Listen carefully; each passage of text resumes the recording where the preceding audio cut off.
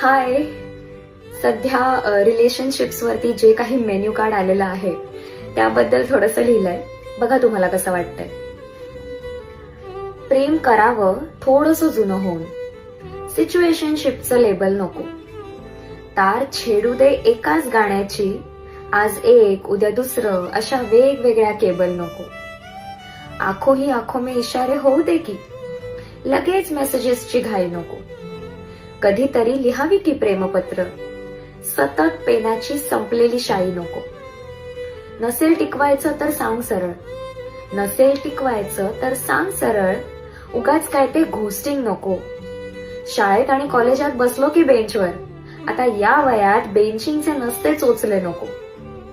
नीट पाहिलं तर एकच व्यक्ती रोज नवीन भासते. उगा मल्टिपल डेटिंगची 2 दिवसाची नाती नको.